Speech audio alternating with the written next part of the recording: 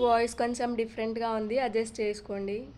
కంటిన్యూస్గా 2 మంత్స్ నుంచి ట్రావెల్ చేస్తున్నాను ఇంటికి వీకెండ్స్లో. సో అట్లా వెళ్ళేటప్పుడు నార్మల్ టైంకి వెళ్తాను, కానీ వచ్చేటప్పుడు ఎర్లీ మార్నింగ్ వస్తాను, ఆఫీస్కి అందాలి కదా అని చెప్పేసి.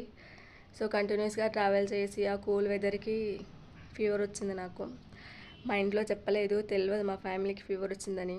చెప్పలేదు ఇన్ ద సెన్స్, చెప్పాల్సిన ఆ, అవసరం లేదు. బికాస్ వాళ్ళకి నేను కాల్ చేసి హలో అంటే అర్థమైపోతుంది ఫీవర్ వచ్చిందని చెప్పేసి. సో వాళ్ళకి ఎక్కడ తెలుస్తుందో అని చెప్పేసి నేను వాళ్ళకి కాల్ చేయలేదు. అప్పుడెప్పుడో సండేనో సాటర్డేనో చేశాను, మళ్ళీ ఇప్పటివరకు కాల్ చేయలేదు. వాళ్ళు భయపడతారు నాకు ఫీవర్ వచ్చింది అంటే. కొంచెం వీక్గా ఉంటాను, ఆ టైం చాలా పడుతుంది నాకు తగ్గాలంటే. సో అట్లా వాళ్ళు భయపడతారని నేను హైడ్ చేస్తాను. వాళ్ళకి ఏదైనా వస్తే నేను టెన్షన్ పడతానని వాళ్ళు హైడ్ చేస్తారు నా దగ్గర.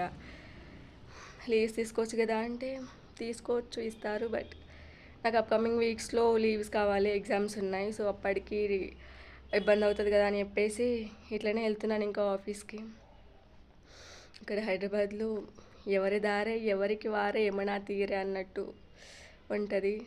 మనకి ఇట్లాంటిది ఏదైనా అవుతే మనమే చూసుకోవాలి. మనమే, మనకు అమ్మ నాన్న అక్క చెల్లి ఫ్రెండ్ బెస్ట్ ఫ్రెండ్ అన్నీ మనమే.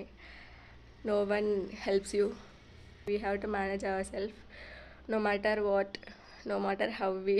ఇదనే కాదు, కొన్ని కొన్ని విషయాలు మనం హైడ్ చేస్తున్నాము అంటే not every hide is to hurt them. కొన్ని కొన్ని విషయాలు మన వాళ్ళు బాధపడతారు అని చెప్పేసి కూడా మనం దాచిపెడుతూ ఉంటాం. సో ఒక పర్సన్కి ఇంతకంటే ఇంకేం కావాలండి.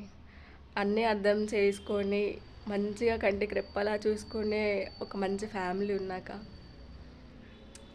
వీడియో అయితే తీసాను కానీ పోస్ట్ చేయాలంటేనే భయం వేసింది. మా చెల్లి ఎక్కడ చూసి మా మమ్మీ దగ్గర నన్ను ఎరికేస్తుందో అని చెప్పేసి చెప్పలేదు అది ఇదని. సో అంతే. Hi guys.